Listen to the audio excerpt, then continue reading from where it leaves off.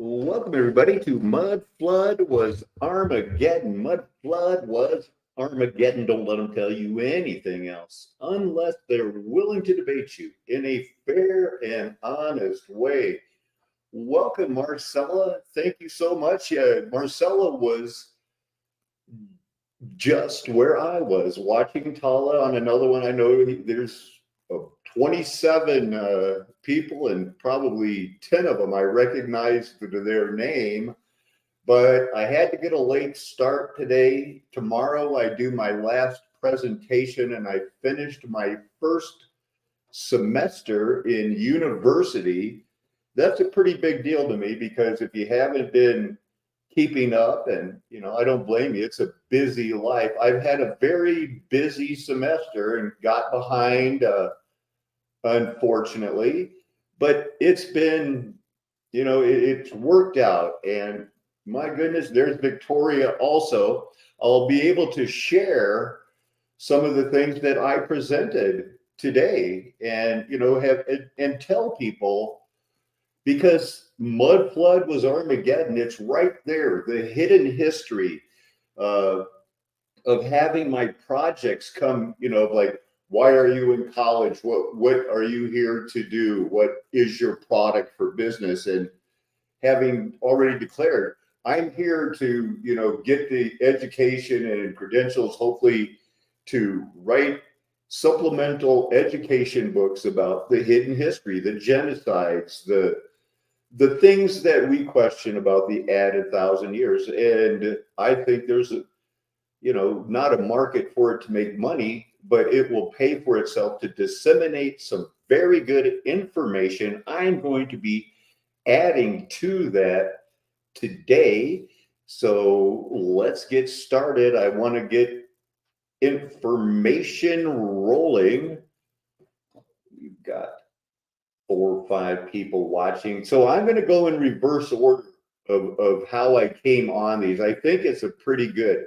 Now, Brother Randy sent a video about Wisconsin, and I should probably, I have such a trouble playing it, but it had an elevator that was powered by water. So my goodness, I really think I should show that one. Let's yeah, and even if it doesn't play, you've really got to see this one. And see, when Randy said it, he said check it out at 9:06. So the dude had no remorse. Let's check it out. My folks were working here. None of this was developed, man. You didn't have a river walk. Hang on. Hopefully it'll play. 9-5. It was crazy. Not even that long ago. No, not even that long ago, man. This was like in the 80s, dude. So this is what, 40, 35 years ago. This hosts one of the only water-powered elevators, one of 2 left in the neighborhood. So they use the water here from the Milwaukee River to put in these like 55-gallon tanks of like tubs, or like, and like they lift the elevators going from every floor to every floor. It still works. It still works. Still works, man. Wow. And so that's one of the unique things about the Milwaukee River is, he was smart enough not to go fully industrial, and get like a mechanized elevator. He kept the old stuff. Back when I was working here and my folks were working here, none of this was developed, man. You didn't have a river walk. None of it. It was. My daughter lives in Milwaukee around that river walk. They can actually, it says you could take this 2 miles to Miller Park. That's where they play their baseball games. And there they go. So I looked at some of the elevators, very mysterious history.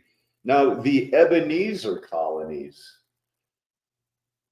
a settlement founded by the community of true inspiration in what is now the town of West Seneca, New York. There used to be a Seneca village in what they call Central Park today that has a very mysterious. The congregation of inspirationists immigrated to the site from Germany in 1843, relocated to Iowa 1855. I honestly clicked on this. We'll have to see where it came from. They had been formerly occupied by the Seneca Indians and Iroquois. The Ebenezer colony cemeteries were incorporated into facilities that are still maintained by West Seneca today. All right. Well, let's see what brought those people on. The burned over district. That is that western part. This is the island of Manhattan. So burned over district. It's a religious thing where they've been burned out.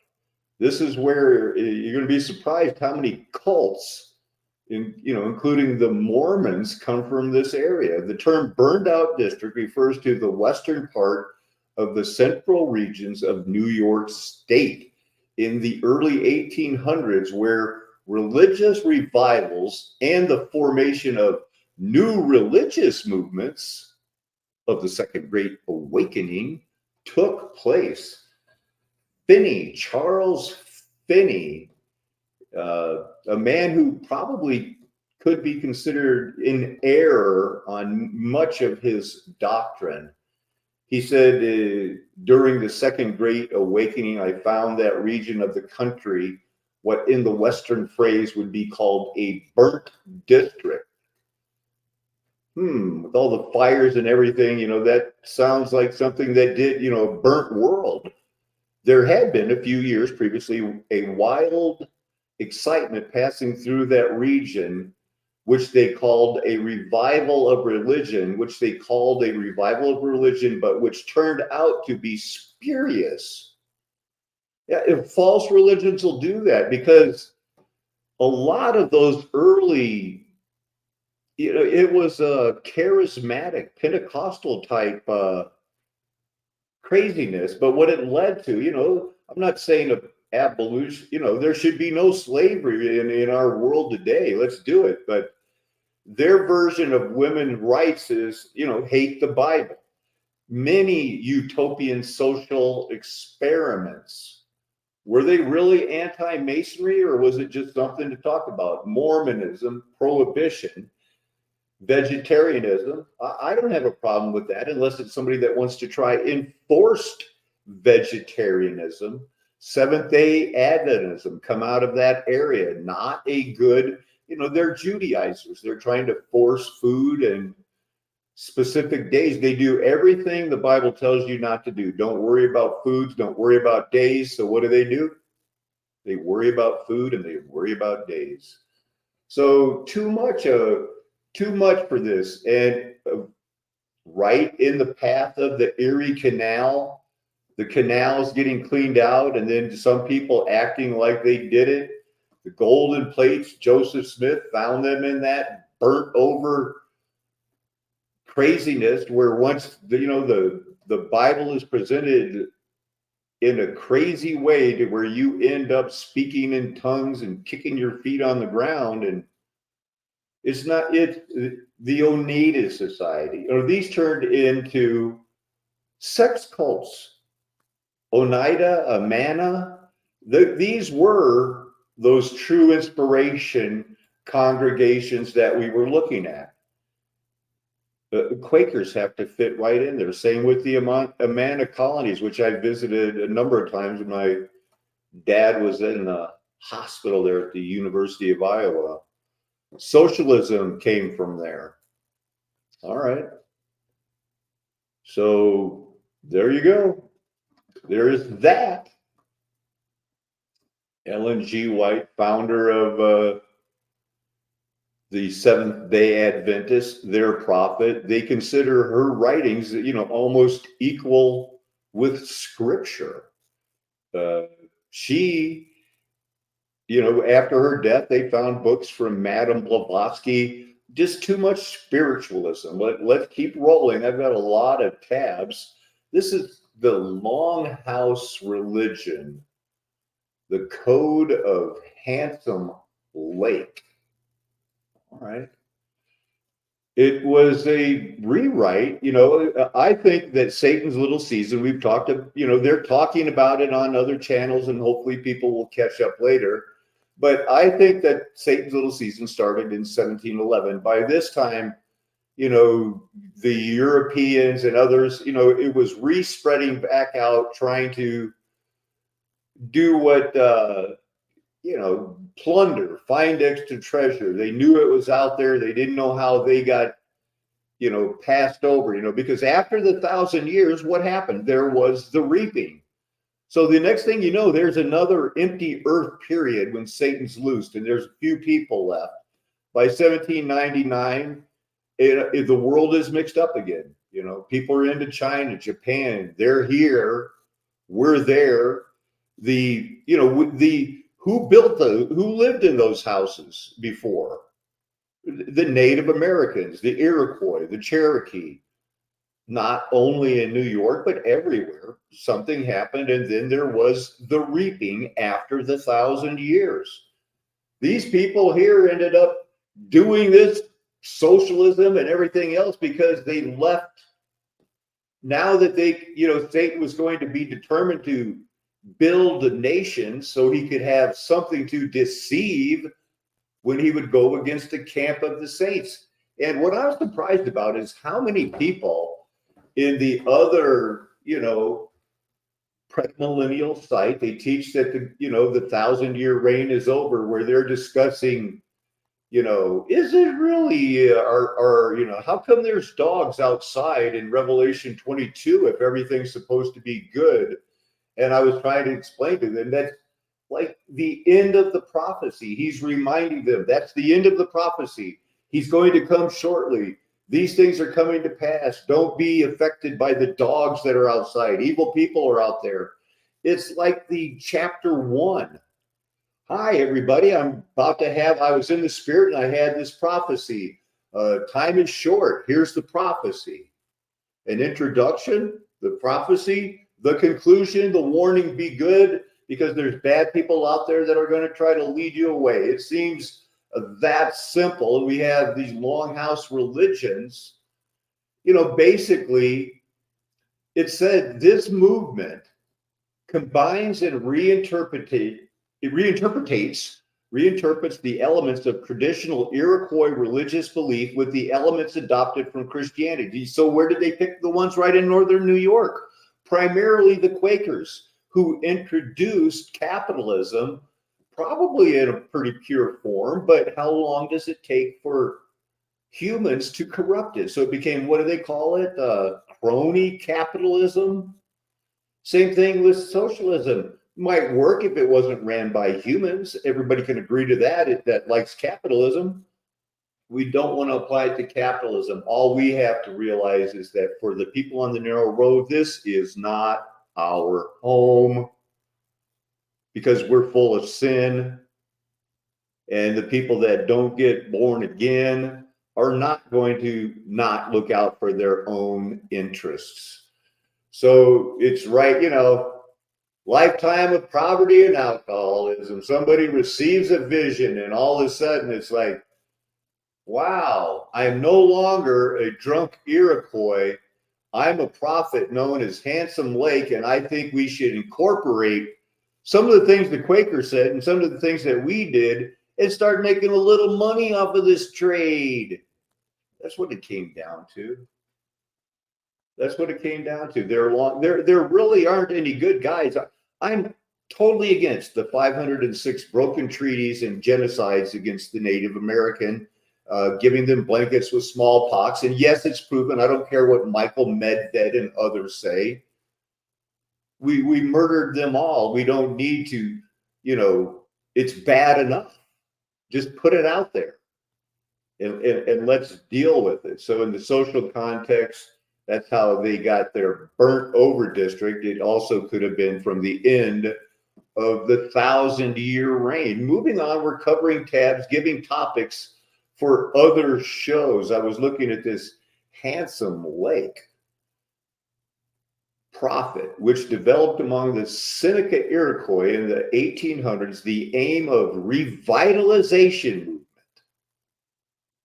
You know, you have to revitalize that Iroquois, Seneca Iroquois group that now is dealing with Europeans. So, you know, let's deal with it. So he did. He came up with this, you know, a way to make it work. And then they say, you know, that the Iroquois Constitution was, you know, pretty much copied for the American Constitution, because it's like, believe in a great creator and that this is his will, and the United States is a light on the hill. Didn't have as much time to read as far into this as I wanted to, but when I got to Handsome Lake, I was like, come on, man. So let's see, did I just look up Longhouses or did I look up Handsome Lake? Let's see, was a drunk, had a vision, wrote the Code of Handsome Lake that is still practiced today by that tribe. All right. So here's these are from Peru. I wonder why they're showing those. But it's, you know, it's the Longhouse. It was people trying to get along. That's what I think. So along the line in my studies, while I was preparing to do like I said, 3 out of 4 presentations are over. And I have one left, and I still have a little bit of work, but, you know, I'm going to pass. Even if I don't show up tomorrow, I'll still pass. Marcella, smallpox, chicken, and worms. Parasites, maybe? Is that what you're talking about? Marcella was dropping truth bombs there earlier at that other site that's talking about it right now. So you just dropped another one here. So I didn't get much on the regimes of truth, but it's a recent. I don't just see it. It's not something old. It's a new idea. It's referring to a discourse that holds certain things to be truths. Certain things are truths. Foucault sought to explore how knowledge and truth were produced by power structures of society. Well, who believes in power structures of society? So here we can see this is the sentence that I got to regime of truth because I was reading about this one. Andy Jones, a scholar, postulated that the Dark Enlightenment could be also known as the neo-reactionary movement, is key to understanding the alt-right political ideology, the use of the effect theory, postmodern critiques of modernity, and a fixation on critiquing regimes of truth. Jones' remarks are fundamental to neo-reaction and what separates it from other far-right theory. Moreover, Jones argues that Enlightenment's fixation on beauty, aesthetics, history, and philosophy, as opposed to the traditional observational approach, the empirical approach, distinguishes it from related far-right ideologies. What are they even talking about? Get to the point. So there was the Guardian propagating very far-right ideas. Who knows what they considered? What is dark enlightenment? Very recent thing written under a pen name, but you know, dark enlightenment is a reaction to the age of enlightenment and an argument for the public view of the Dark Ages. Well, there's a lot of people, including Brother Randy, and he'll remind you, who knows if they even existed? Who even knows what calendar we should trust today? We can't trust any of them. Informal community of bloggers and political theorists that already have their own webpage.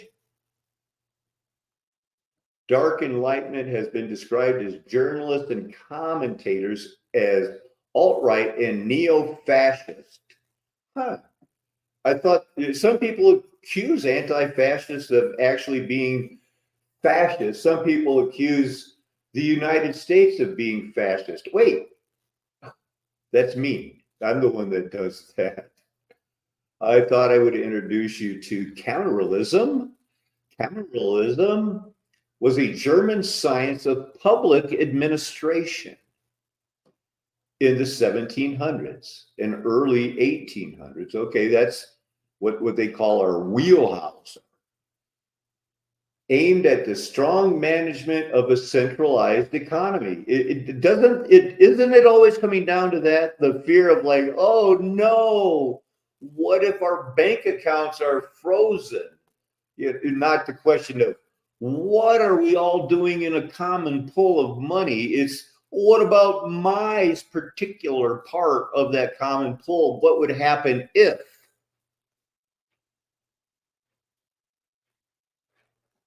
Who holds the fascist? Is that what I'm looking at? Who holds the fascist? Well, the fascist, if you could be more, I'd love to answer that question. I've got a lot of theories about the fascist. It's not a bad thing. A bundle of sticks is stronger than a single stick.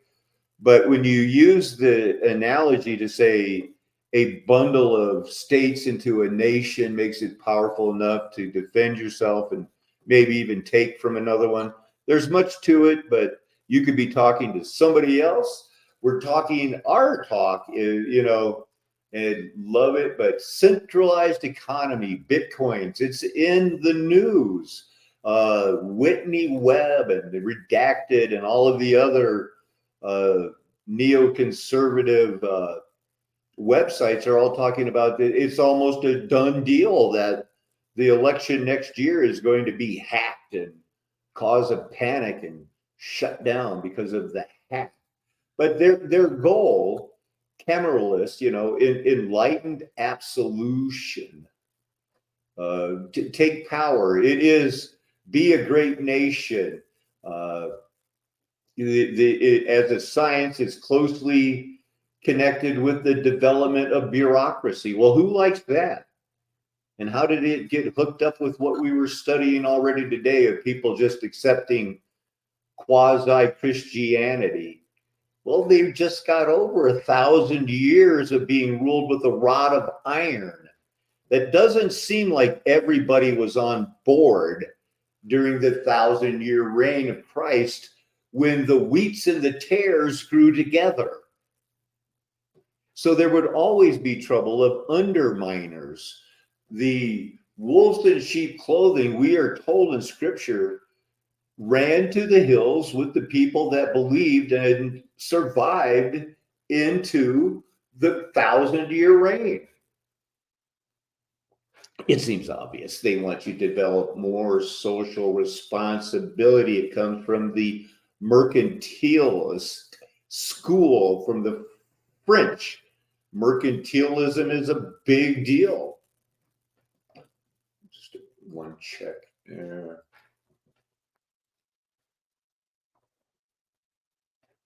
We already got that. All right. The history of mercantilism, which was, cameralism, basically, we'll look at that.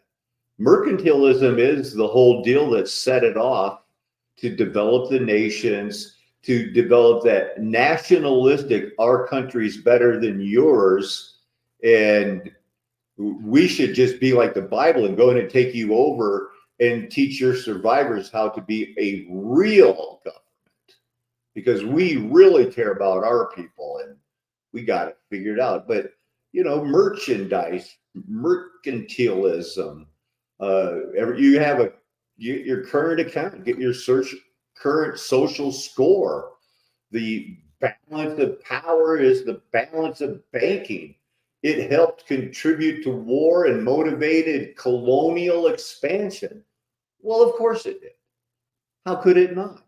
It was corporations like those Dutch East Indies, all of those companies. It made the tea companies and things. They were corporations, had their own armies and everything else. The world was mercantilism. The economic intervention. Oh, we're having a problem here. Let's just print $1 trillion and pass it out to the people. Yeah, he who holds the fascist rules.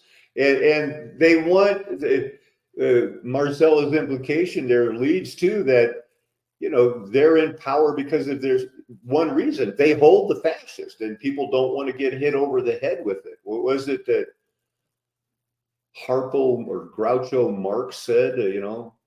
I have a good mind to join a club and beat you over the head with it. And Randy would chime right in right now that other famous Carlin, the comedian George Carlin, said that they're in a club and you're not in it. But mercantilism in its simplest form is, are you arguing about the gold standard? You're into mercantilism. This is what brought on the end right here.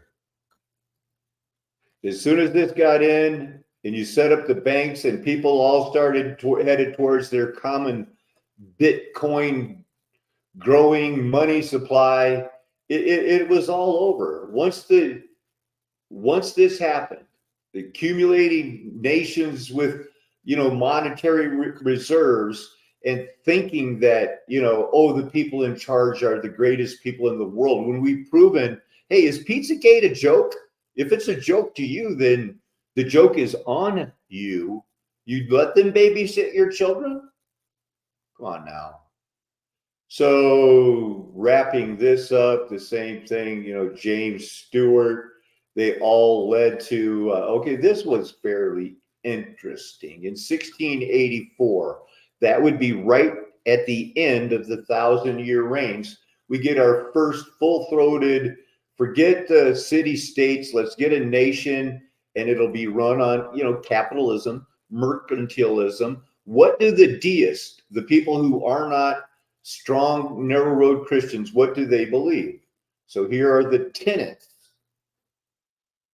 that every little bit of a country's soil be utilized for agriculture, mining, or manufacturing. And that doesn't matter how many slaves it takes to do it. You maximize every little bit. That all raw materials found in a country to be used in domestic manufacture, since finished goods have a higher value than raw materials. If there's any type of something in your country you can use it, sell it. It'll help them all make money. And probably the 1%, that a large working population be encouraged. Do you consider yourself a human resource? Your employer does. That all exports of gold and silver be prohibited and all domestic money be kept in circulation. They'll promise you they're holding that gold and silver, but as it turns out, they all lied. They all spent that money and ran up deficits. Those son of a guns. How did, we weren't supposed to fall for it again. The imports of foreign goods be discouraged as much as possible. Tariff much? You ever heard about that? People don't like those tariffs. They don't like them, and they'll find ways to get revenge or work around them. Where certain imports are indispensable, they be obtained at first hand in exchange for other domestic goods instead of gold and silver. All right, well, if you can't, you can't deal under the table if you have to. Is that what they're saying? Help me out on that one. As much as possible, imports be confined to raw materials that can be finished in the home country, which is what, when I did this one warehouse, I think it was called Plexus, they did all of the medical equipment that is quote unquote made in America. Basically, the reason they needed someone, warehouse managers like myself and other people, was they got all the parts from China. We had to keep them separated down to the screws and say, these go to these machines, so that they could say, oh, Cardinal Healthcare produces machinery in the United States. Right, from every single part that's imported. Two more. That opportunities be consistently sought for selling a country's surplus manufactures to foreigners, because you have to have that gross domestic product. Isn't that what they call it? GMP? Finally, that no importation be allowed if such goods are sufficiently and suitably supplied at home. Now, that is also the loophole that why you can't grow potatoes in Afghanistan, but you can grow heroin because there are other NATO countries that grow potatoes. So you can't have an occupied country grow something that competes economically with another nation. Well, other nations aren't allowed to grow heroin. We got to move on.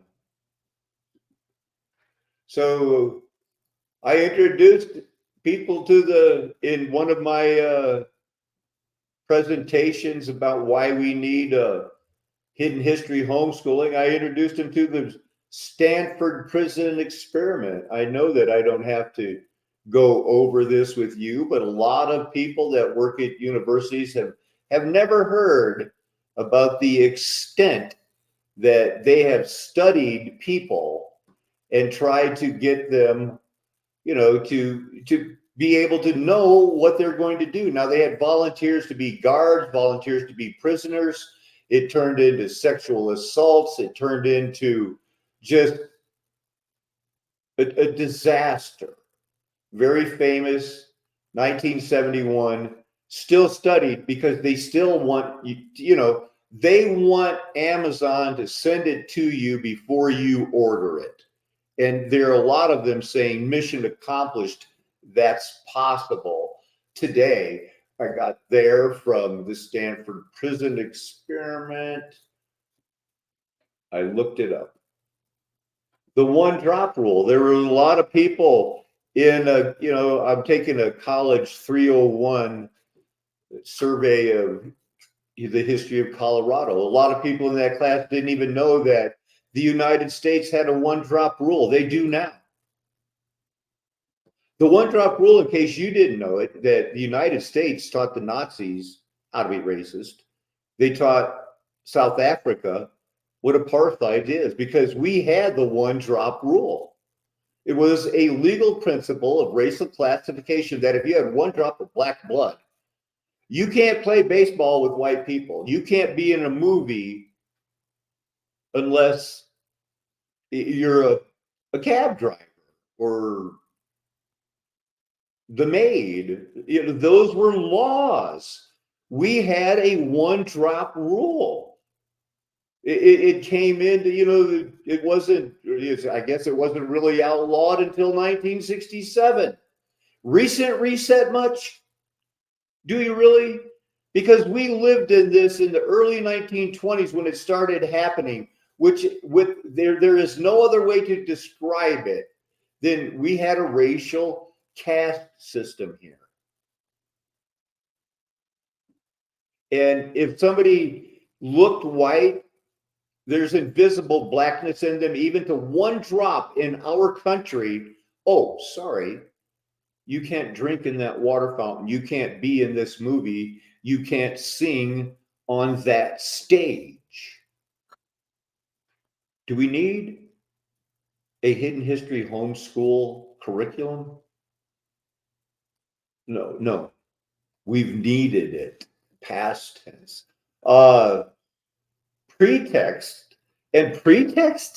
I'm studying pretext, and it came up with the Dower Empress as Sisi. Architectural folly. Well, I was bound to get to pretext, and we study, what was it yesterday? Preconceptions. A pretext, though, is an excuse to do something or say something that is not accurate. Pretexts may be based on a half-truth. That's what we get in our public schools, or developed in the context of a misleading fabrication. This is a manifest destiny. God put white people here to teach the Indians how to be civilized, because this was a vast virgin wilderness. Wrong. That's a pretext that's taught wrong so that they can cover up the atrocities of their recent war. So that's why let's, we can't find anything in the United States. Let's talk about this one here. As one example of pretext, in the 1880s, the Chinese government raised money on the pretext of modernizing the Chinese Navy. Instead, these funds were diverted to repair a ship-shaped two-story pavilion, which had been originally constructed for the mother of the Qinglong Emperor, but she still ruled for 50 years. And she wanted a boat, doggone it. And she thought she deserved it. She's quite a story in and of herself. Really. So you can't get enough. You got to study pretexts and its uses in warfare. So it's almost like false flags. They did that. The United States president was often accused of using impressment of American sailors by the Royal Navy as a pretext to invade Canada. Okay. False flag is a pretext. The sinking of the Maine. Remember the Maine? Well, it turns out, that could have been a pretext for war. Could have been worse. The attack on Pearl Harbor. Come on now, people. What are we saying?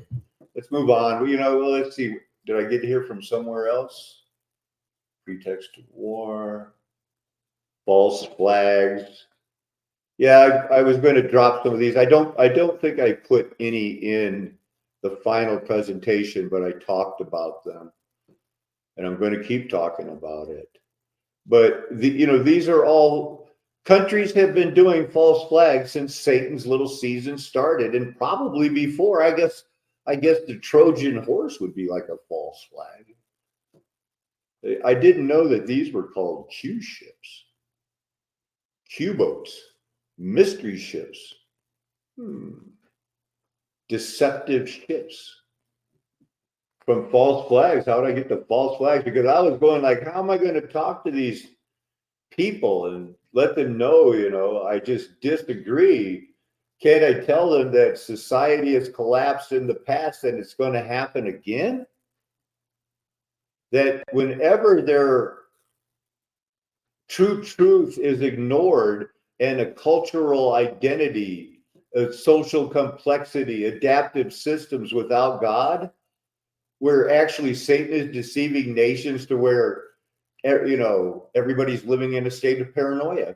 They're all out to get you. Well, maybe some of them are, but what do they use? The same things from the very beginning. Economics. Oh, well, is the population declining? Study the statistics. This is a judgment. It's going to probably be over in 2046, but we wouldn't make it anyway because we've had a new economic collapse, an adaptive system.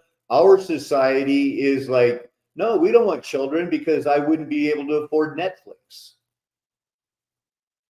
That's not an oversimplification. So societal collapse. I believe it can be planned. I believe it was planned from the beginning. And I think that many,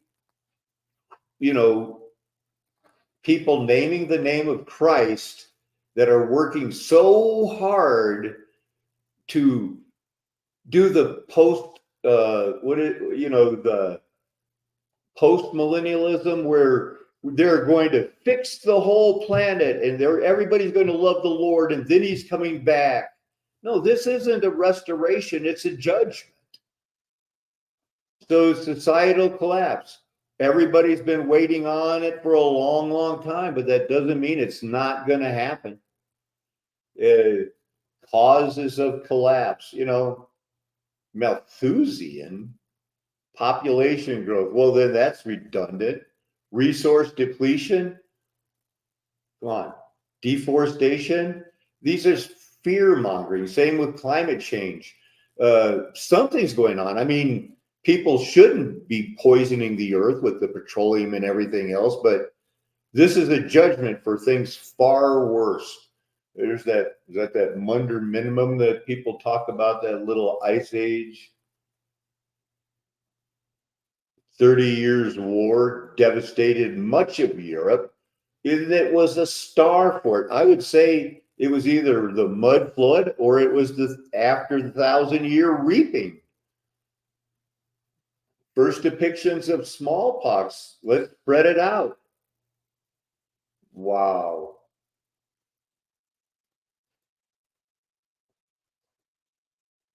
Well, that reminds me. I've got some pictures. Let's take a break on this, and we'll go over.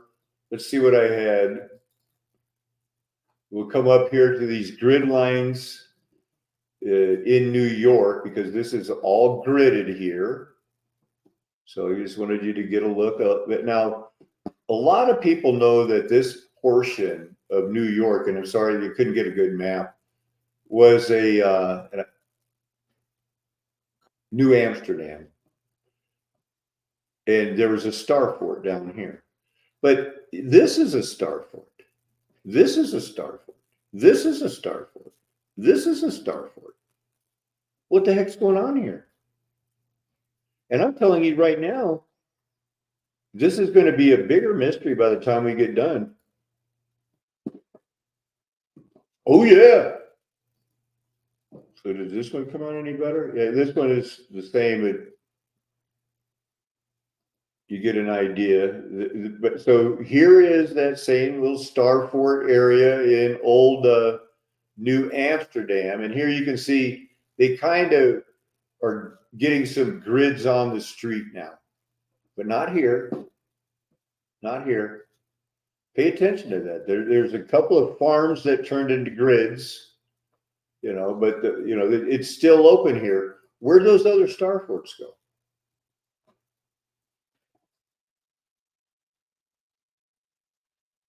This is the same time, or just a few years later, something over here that they didn't want to put on the map or didn't put on the map. So that seemed interesting to me. Saved it for you.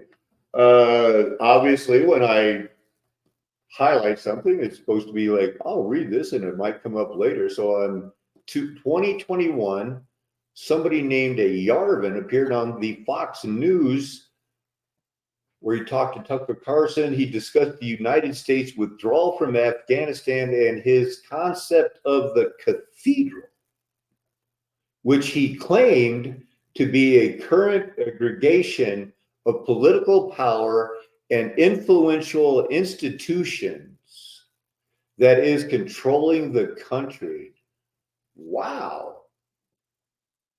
So we're not the only ones that think, just because I say it's the Illuminati, it's the Roman Catholics, it's the John Birch Society. Oh, I can get tagged as something, but if you just call it the cathedral, I mean, you might as well just say it's Rome to me. But I could be wrong. It couldn't be. It could be just an attack on it.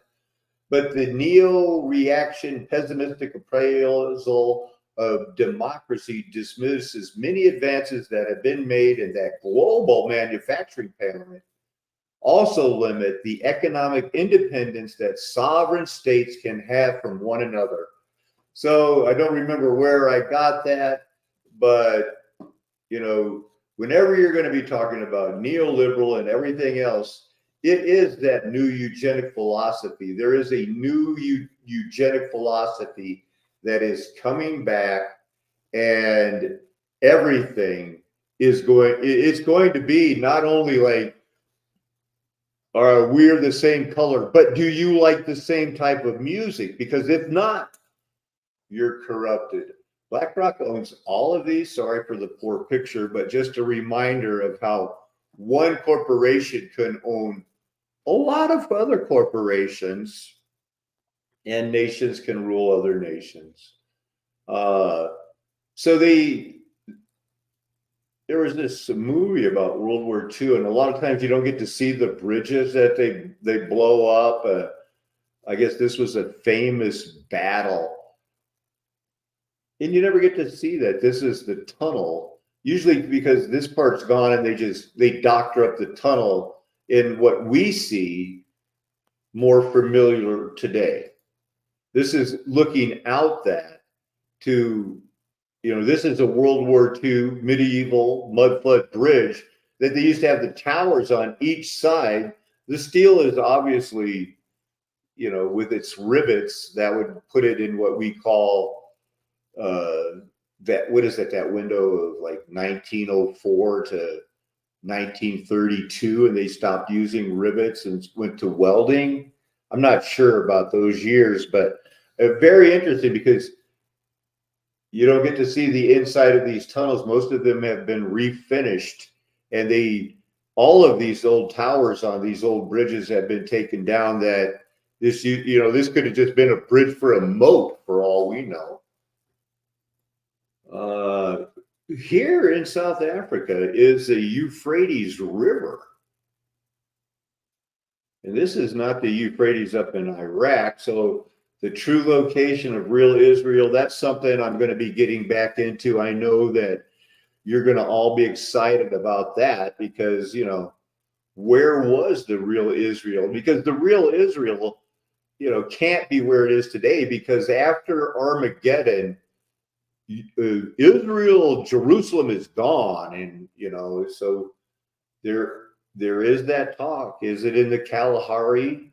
Is it under the Sahara? I kind of lean towards under the Sahara, but the Kalahari Desert has tons of mysteries too. How the First World War was created, I was refreshing my memory, and wouldn't you know, as they just was running some stock footage of the Lawrence of Arabia, the guy who pretended like he wanted to help, but he did not. He actually was setting them up and double crossing them so that they could take over the Palestine area in the next war. But here are those Rolls Royce. And remember, this is in 1915, 1916. And these are Rolls Royce, armored tanks, rotating machine guns. I think these are either V10 or V8s, but they're Rolls Royces that went into airplanes after this. So if they needed to get something and make it so that they could drive from Africa and surprise attack with some Arabs, Bedouins that believed that the English were going to help them, they'd do it. And remember, everything Lawrence of Arabia did was a lie. He was never helping them. So even while I did college, I still managed to get, this is for 30 days, not bad, over 9,000 views, 2,000 hours of lectures. The people that, some of my teachers, they don't have 2,000 hours of people watching them in college a month. That's for sure.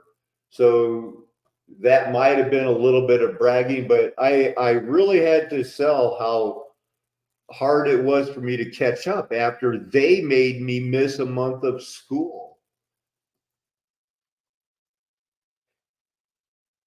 Okay, we're going to get into this.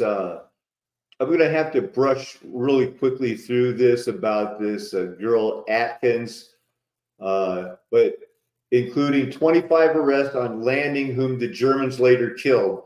That, I think, was only the women. There's like, this girl set up people, and it basically was Great Britain's version of the CIA not communicating with the FBI. And sometimes it seems like out of spite. So another one, here's Gog up here in China. All of Asia departed me, a reminder of that. So we have here's a Gog in China. Probably got a Magog here somewhere too. Yeah, Magog, true old Tartary. Screenshots of where I usually rely on. I'll remember where it came from, but then again, it's hard. Hey, look, there's burnt passport found 9/11. I'm still mad about that. Was kind of studying that. Hey, oh, that's a picture of Osama bin Laden's family in New York when he was in school there in the 70s. Yeah, that's Osama bin Laden's family. Not Barack Obama. Osama bin Laden and his family leaning on a pink Cadillac. Here's your frames. Supposedly that's the only picture of a full-size jet. This explosion, we don't know, it might just be a reflection, but this is the Pentagon. Yeah.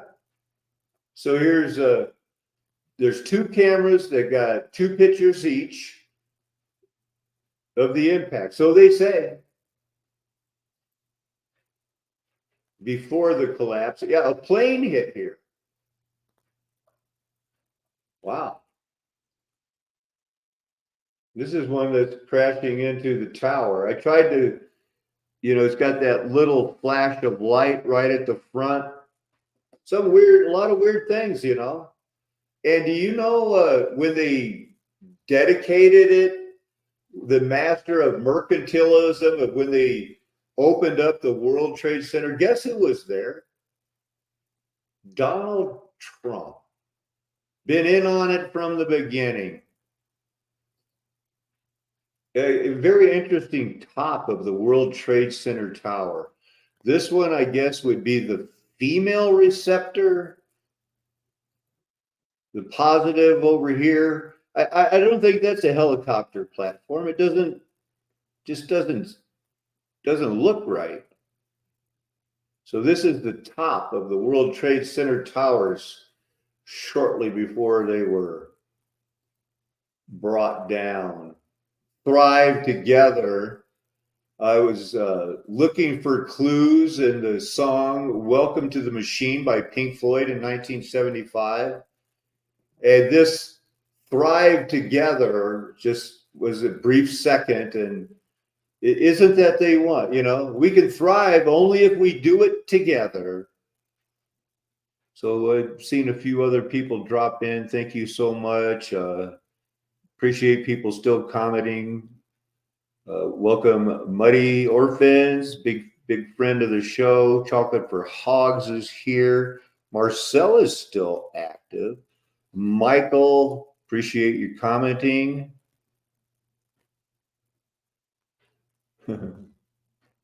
Amen. Thank you all so much. Was that interesting? I thought it was. Use that as one. Interesting. Saw this. Something to do with that Rosicrucian thing. This is supposed to be a Mandela effect.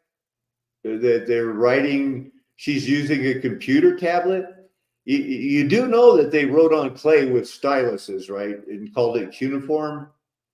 And a piece of clay might look like a, it's not a tablet. This is not a cell phone.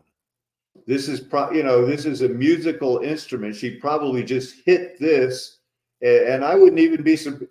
I would say that this is something that she's putting on her face to get vibrations before I'd say this is a Mandela effect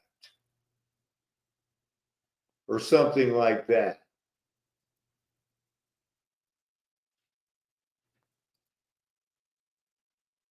Probably a lot of weird stuff going on. Love this one because the eye is a model of God. Earth is a model of God's eye. Talked about that one before. It looks like that looks so photoshopped,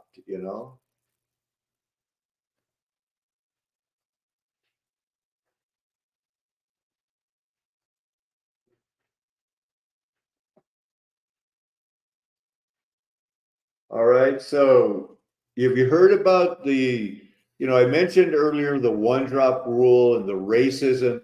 is there any other way that there could have been these, Warner Brothers and Bugs Bunny videos that have ever, that you can't show them anymore. They're banned. But this one here, Coal Black and the Seven Dwarfs, that's supposed to be like the Seven Dwarfs made by Merry Melodies, an all black parody of the Brothers Grimm fairy tale of Snow White. Now, it's one of the censored 11. I believe we'll be looking at all of those that talk about the racism.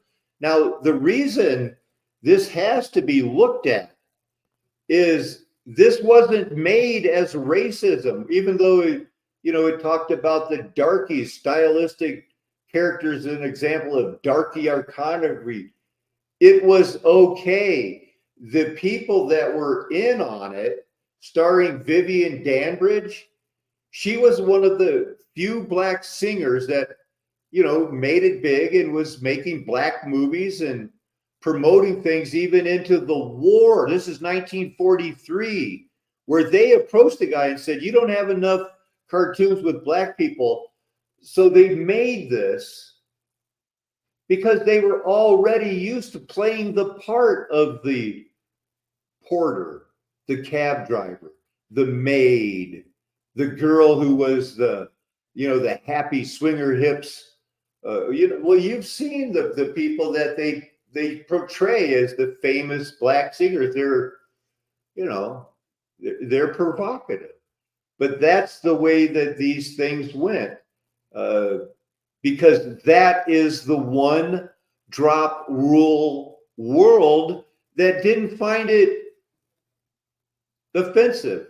And the black people that were alive then were just MK Ultra into, well, if I got a job, I'm working in the movies.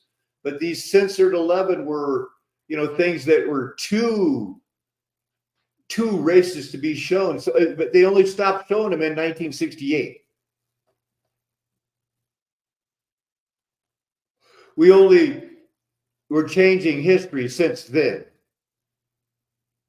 And like, where's the one? Oh, yeah, it must have been on that other.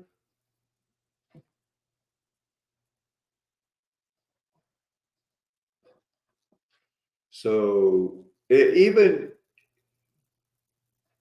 here, the Queen, let's see, we'll just pick this up, and one of the banned things, hires Murder Incorporated to kill So White, because it's a parody on Snow White.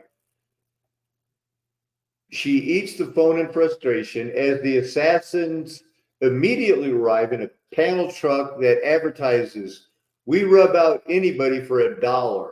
Midgets half price, Japs free. Because like I said, this was made in 1943. And the white people, a few black people protested it. But the actual, the man who wrote it just said, this is his quote, defending. He said, it was the height of the anti-Japanese. The famous all-black traveling off Broadway people that were going around doing, jump for joy because they could get black people to join the military. And yeah, we're a part of this. They came up with the idea. They did all of the voices, even though Mel Blanc's contract said that he had to be given credit for all the voices. It was a sign of their times. All right, now this is that video that I got it from, but let me just see how long this takes. And I would say, give me 3 minutes.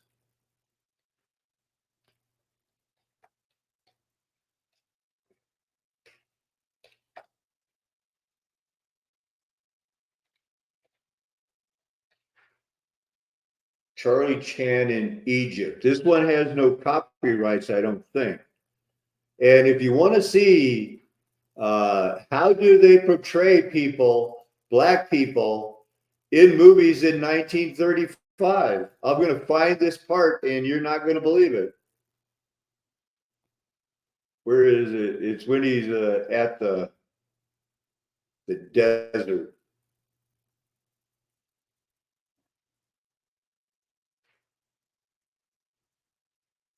Well, I just saw him. Now here's a.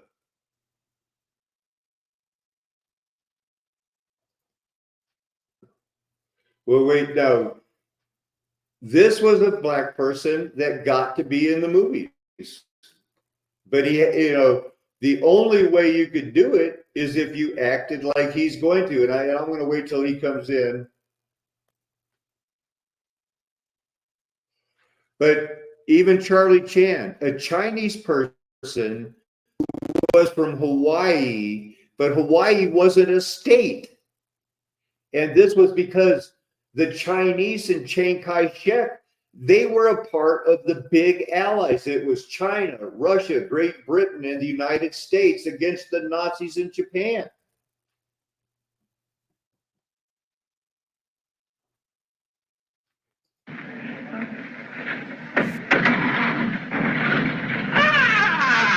You found this snowshoe. Mister, I ain't feeling so good this morning, Tonight, we go to burial ground and steal the mummy of your sacred ancestor. I know, but after last night, graveyard hands and me gonna be strangers, total and complete. Now, if you wanted to be in a white movie, then that's how you had to be portrayed, because they didn't want white children to grow up thinking that they could be, any other way. That's the way it was in the world, because we had apartheid. We had the one-drop rule. The Nazis learned racism from their friend Henry Ford, the guy who perfected mercantilism. And I'm just saying, bias on stereotypes, that's how they taught us to read in the 1960s on purpose. They had to get people, they realized we can't have educated people, so they started dumbing people down. Fun with Dick and Jane books. It totally brought on dyslexia. And it was what they say, gender stereotypes. Mom and dad go to work, but no black people or nobody of any cultural diversity. They gave up the McGuffey readers, which focused on phonics, and switched to this. And I believe it was for no apparent reason. This is part of my, arguments of why we need a homeschool for, hidden history people, because we had reading that worked, and they changed it to the look-say, which gave people dyslexia on purpose. Got there from there. Here's their bias and stereotypes.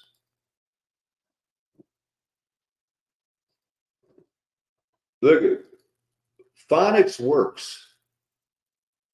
In 1912, everybody knew you want people to understand and read, you teach them phonics.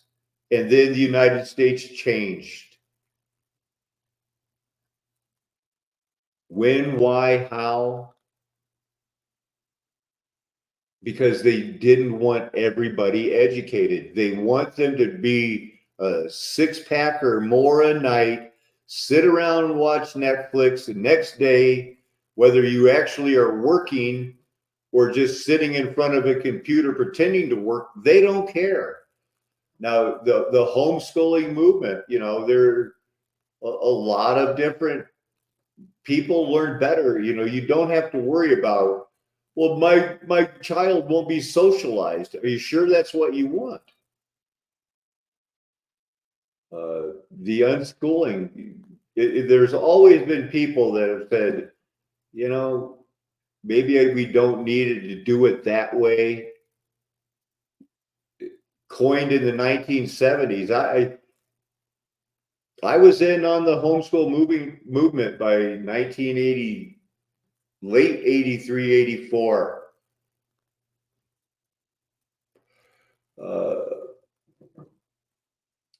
Brought up to, you know, there's another one on homeschooling. Okay, here's that one that's special. I mentioned earlier about it's a Great Britain English Cheryl Atkins, this special operations executive, you know, like our CIA, an amalgamation of 3 organizations. Like, you know, we started with the OSS, ended with the CIA, their espionage, sabotage, reconnaissance. But it turns out they were compromised and they kept sending people over and they kept getting killed. And they were warned about it. Hey, we're compromised. Their warnings weren't taken seriously. And so they kept training men and women to go work with the resistance, and they would be captured and killed and send a few messages like, yeah, we're good, up and running, and expose a few people. And there were spies in every government. Think of everything that happened in World War II and how many movies and everything. And it really lasted. Well, the United States was like, you know, barely over 4 years. And like even the attack from the Germans, Nazis war started in 39, invasion of Poland. Japanese started World War II maybe in 36 when they attacked China. It's not like the 30-year war, but supposedly everything that affects us today was developed in between World War I and World War II, so that we have a new math, quantum physics, new bomb that can blow up the whole planet, and we all live in fear, and we are supposed to ignore the fact that the mafias were helping the armies, because, you know, how are you going to prevent sabotage in the civilian ranks? You've got to. So let's look at, you know, there was a Vera Atkins. She was in charge. She knew about it. She was Jewish. They didn't tell anybody she was until after she died. It was a weird thing. Now, the grid in Manhattan. Here you go for all of the other YouTube providers out there that will turn this into a 20-minute video that will blow people's mind. Here's a good topic. Nobody knows when these grids were laid out. Because remember, we showed those other ones from 1811. They're saying, or 1810 was the map, and now they got a commission to get these grids and redo it. Nobody knows who did it when they did it. They say they have one guy that planned it, but all he did was just draw up a recommendation and say, here's a survey of the island. No talk about he was hired to do the roads, who did the construction, or anything else, which is why it's a mystery. And I didn't really read this, but as you can see here, here's that New Amsterdam where supposedly they bought it for $24. They settled the farm grids, and then eventually this whole thing was done in grids. It says this is 3 hand-drawn maps. I don't think I could get a year off of that. 1875. So it was hard to find info on it.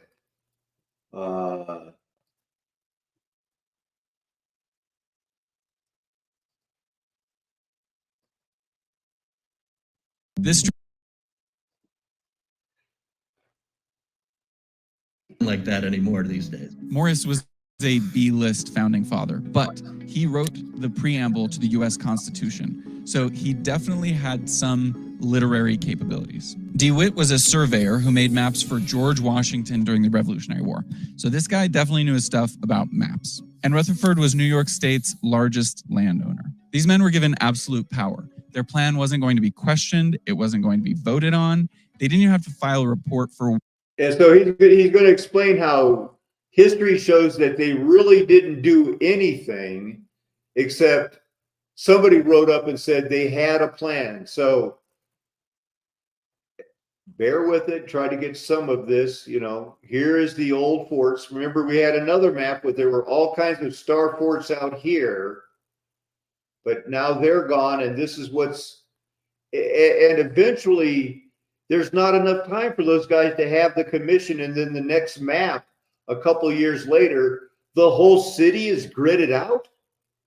Come on, people. Spread north across the entire island. Other than a few settlements up north, the island was largely farmland, but there was never any formal plan of how the city would be laid out. In its first century and a half, the city developed entirely randomly.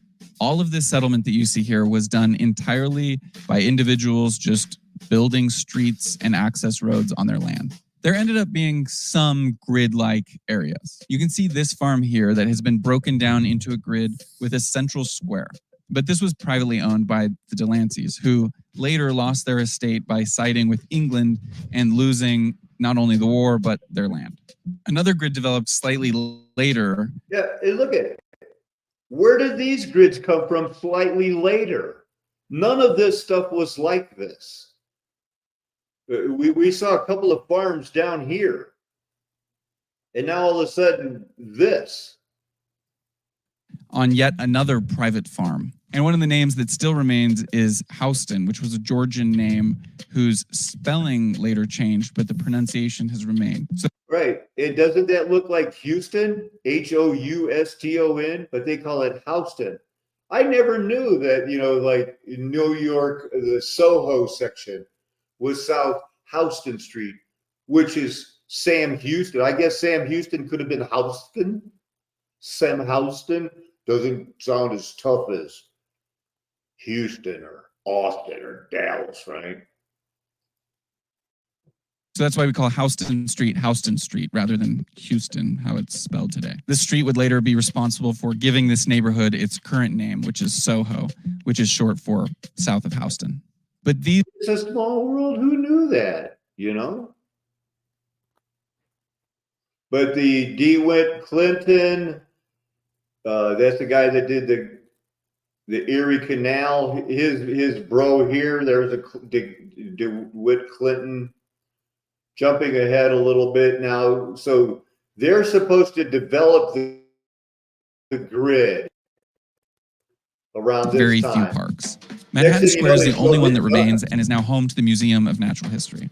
If you're familiar with the city, the one you might notice first is that there is no central park in this plan. My legs are going to get wet. Oh, this is a terrible position. This is a surveyor's rod that was placed in the intersection of the 2,000 blocks that would cover Manhattan. But this one is one of the last remaining ones and is here in the middle of Central Park, where obviously those blocks weren't built. Central Park wasn't conceived of until... So, like I said, tons of mystery. Want people to, hey, somebody else can get on this. Who knows what the Lord's going to have for me, but I wouldn't mind watching somebody like Conspiracy RS or My Lunch Break, get on this timeline and solve this mystery of like, when were these streets built and this city actually laid out? Because it is not what they say. The Hermetic Order of the Golden Dawn. People just don't realize that this is the Aleister Crowley thing. Talking about, the Rosicrucians. It is like their Rosicrucian orders that all go all the way up to the Hermetic Order of the Golden Dawn. That's Aleister Crowley in the 1900s. It's doesn't look like it's going to play, but it's right there. You got to get on.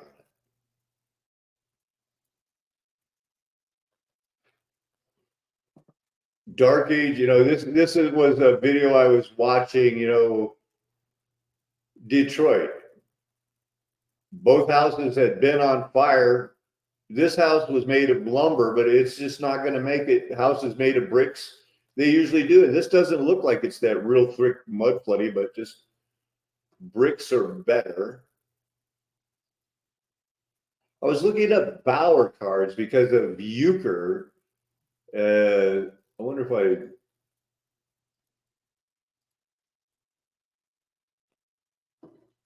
Playing cards are so common today that we take them for granted. But have you ever really looked closely at them or wondered what they could mean? Like, who is that suave king that doesn't have a mustache? Keep watching to find out as we count down 10 things you don't know about playing cards. Amazing! Number 10. Cards inspired many sayings. Many terms used during card games have been adopted as used in day-to-day life to mean having something lucky occur or be unexpectedly successful. Number 9. How the four suits arose. It is generally agreed that playing cards originated in China in the 9th century before spreading to many other countries. The four suit style originated in the Middle East as cups, coins, swords, and sticks. Italian merchants discovered them in Egypt and imported them to the mid. All right, and card games have gone all over the world. That's a topic that is going to be tied into Candake, mentioned in the Bible, the Philip who baptizes the eunuch who worked for Candace. The name Candace is derived from the way the word is used in the New Testament in Acts 8. It was a real country.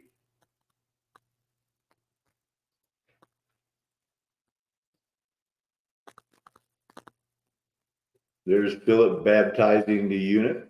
That's what they say. Now, could they make jewelry back in the day? I mean, were they primitive cavemen? I guess it's hard to mix gold and mercury and stones and things like that. I mean, I guess it's hard today to do these type of things. Thought that you might like to look at that. Think that's kind of cool. Things are going in Florida. I'm being led, I'm going to have, Lord willing, some time off here to get into African history, what's underneath the sand dunes here in Alamosa, and what's underneath the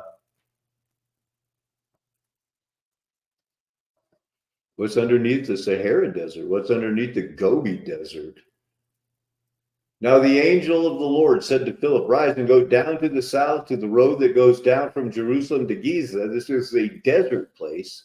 And he rose and went, and there was an Ethiopian, a eunuch, a court official of Candace, queen of the Ethiopians, who was in charge of all her treasure. Way to go, Ethiopian dude.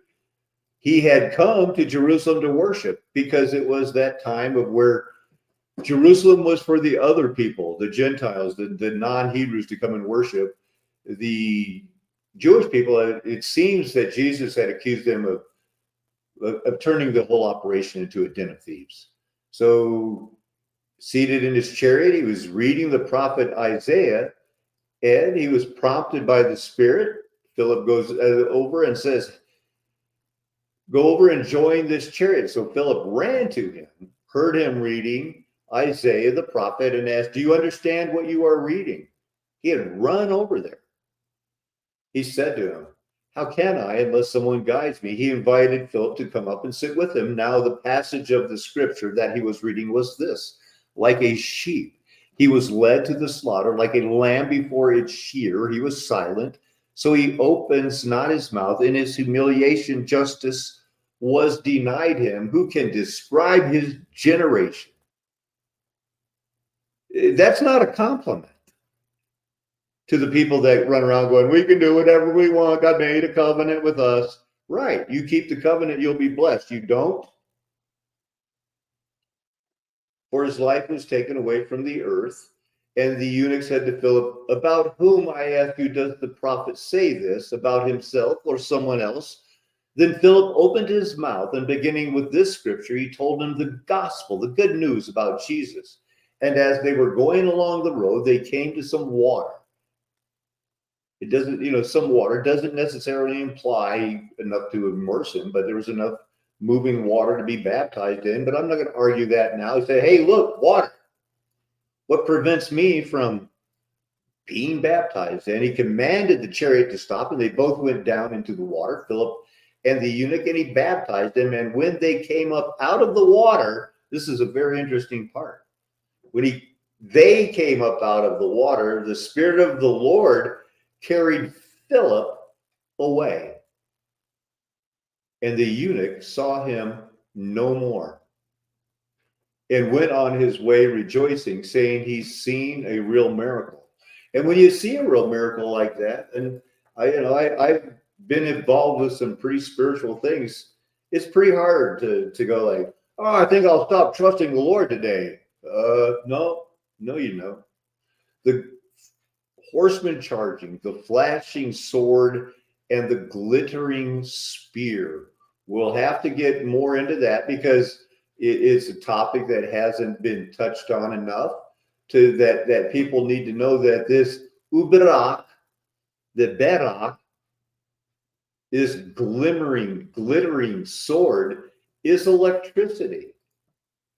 It is lightning that everybody that perished in the flood, it never says anybody drowned. They were in water and God sent lightning arrows, lightning flashes to the ground. And that's also how we can blow up buildings. That's also heat, fervent heat that can melt elements. The stones, Micah chapter 1, verse 4, will melt like wax. And they sure look like they did. It's the glittering sword. It's Nahum chapter 3, verse 3. We'll start at verse 1. Woe to the bloody city, all full of lies and plunder, no end to the prey, the crack of the whip and the rumble of the wheel, galloping horse and bounding chariot, horsemen charging, flashing sword and glittering spear, hosts of slain, heaps of corpses, dead bodies without end. They stumble over the bodies, and all for the countless whorings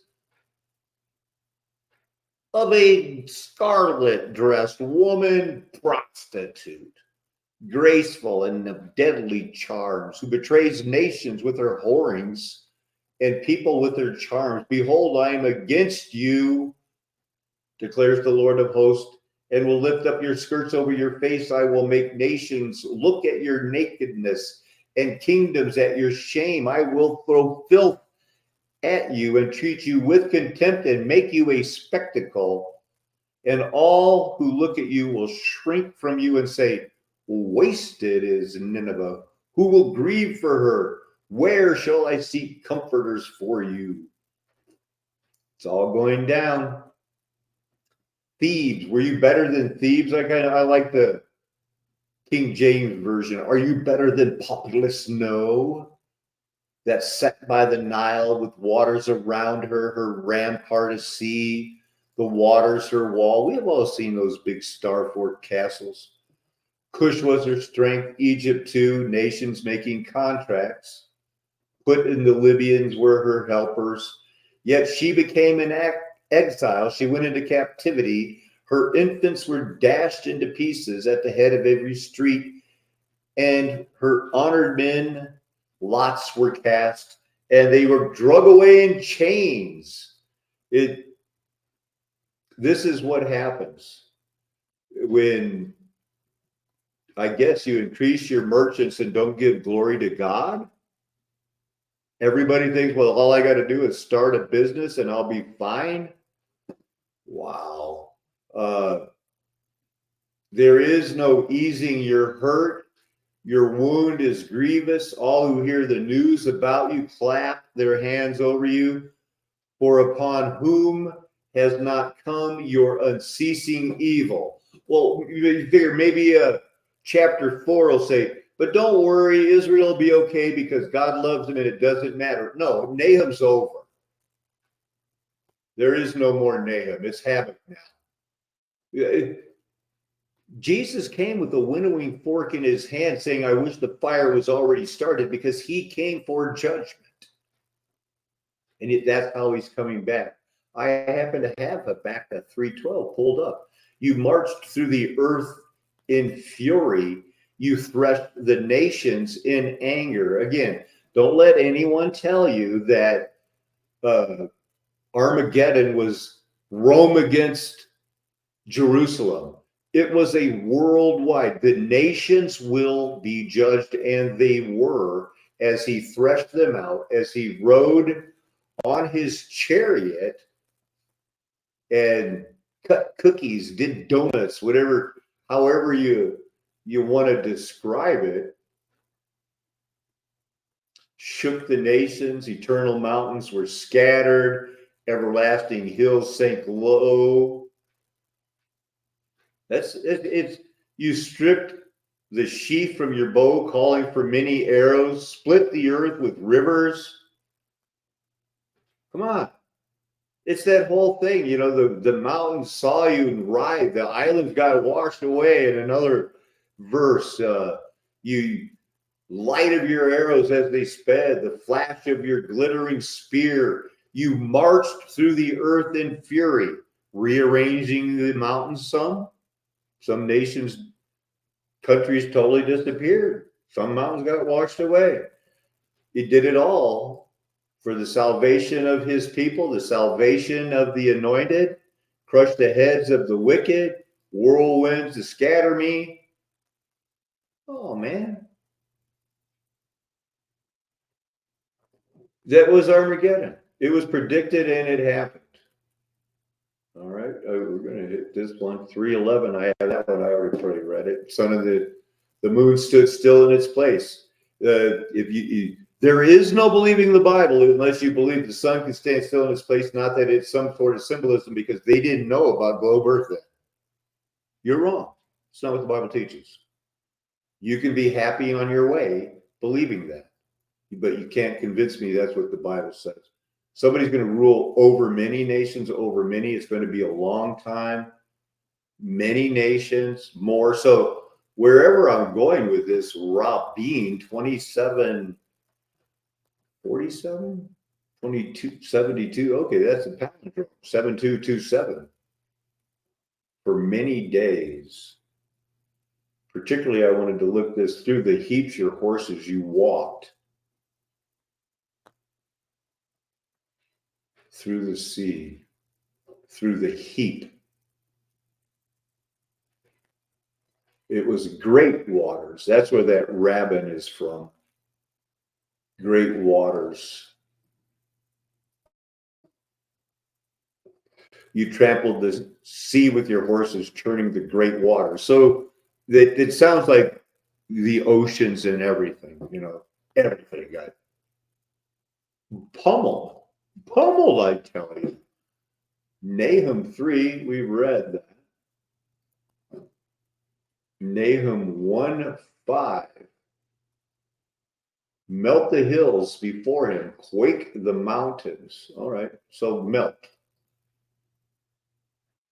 17 occurrences, dissolve, melt, dissolve, 41:27. Canaan is melted away. The mountains are going to melt. Figurative use. Amos 9:5, at his voice, they melt. The people's, when they hear his voice, their hearts will faint. When you see his light, you'll faint. Soften, dissolve, as in Job, as in Habakkuk. Soften and dissolve. Interesting, right? You know it is. What is Psalm 30:22? Something softening. You lift me up on the wind, you make me ride on it. You toss me about in the roar of the storm. Well, that doesn't sound like a gentle leaf floating in the breeze, but it's something like that. I'm glad I was sharing the whole time. Glad I had some people sticking with me. The Mudflood movement is not for fun. It is a way that is showing us how to look at the Bible keep it in order as it was communicated to us. And I think that, it's not just something that we could, rub our hands together and like, it doesn't really matter. Could be the Bible, could be Anunnaki, could be Atlantis. We don't know. Or it could be the Bible is true and that Armageddon is over and that Mudflood was Armageddon. The flat earth nation, the golden age is past. One thing's for sure. I'm never going to tell you anything else, and neither are my friends. Why would we? We know we've been called to have your best interest at heart.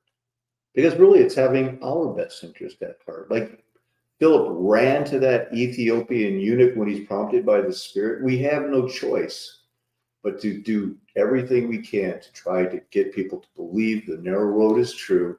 Jesus Christ died for your sins. One way or the other, you're going to bow your knee and confess that he's Lord.